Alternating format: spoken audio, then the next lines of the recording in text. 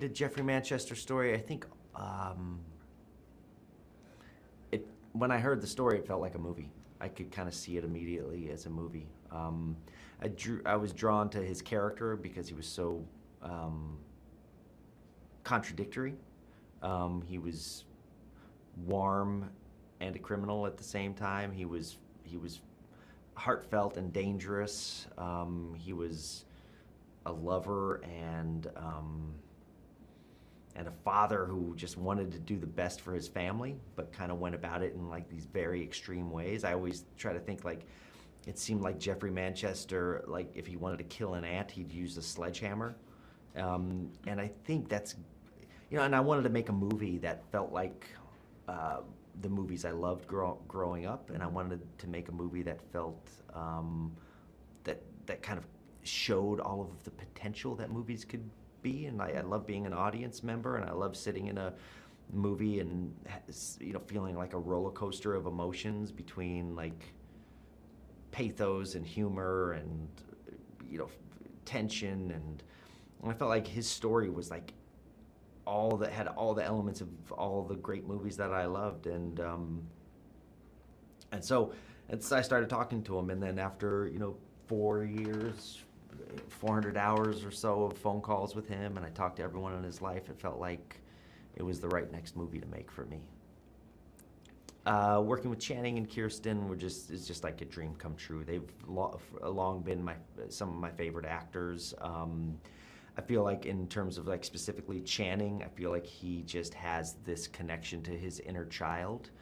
He has a very Peter Pan quality to him, and I feel like he was born to be Jeffrey Manchester on the screen. I don't think there's anyone else that could have done it like he did it, and he absolutely threw himself into this movie, into his role.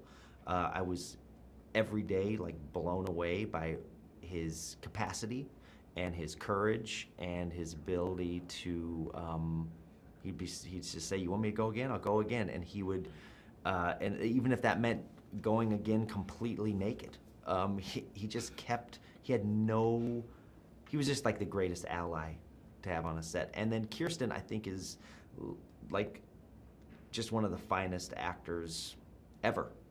And I've always wanted to work with her, and we've talked about doing something. And for the character of Leigh, the real Leigh was kind of like the key to unlocking this story, because when I first met with her, I realized how much grace she had and how much love she had for the real Jeff, and how she looked back at that experience of her romance with Jeff as like this jewel of her life, and her kids felt the same way. And I felt like I needed to find someone who had that heart, but also someone who was strong, someone who wasn't a pushover, someone who wasn't going to be taken advantage of. And Kirsten is, I don't know, I mean, she's phenomenal.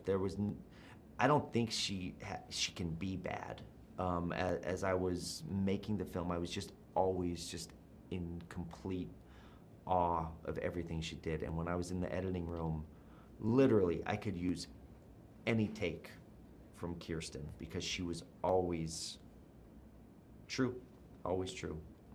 Peter, LaKeith, Juno, Ben Mendelsohn, Uzo, Emery Cohen, Gabe Fazio. This when you make a movie, you get to it's like making a mixtape or a playlist. You get to put all your favorite stuff on it and in it. And these are all my favorite actors. Now, like when I was in high school, I didn't really hang out with the cool kids, because I felt like the cool kids were like cold, and I hung out with the warm kids, and all the warm kids were like the misfits. And so I've always been attracted to misfits. And in some ways, like that old Christmas special, The Isle of Misfit Toys, I felt like my cast, I could do like the Isle of Misfit Toys. And every one of those actors to me is like Rudolph. They're like completely unique. They have their own superpowers. They all have incredible hearts and incredible gifts. And if you get Rudolph on to drive your sleigh, you're gonna win. So I had like a team of like 8 Rudolphs.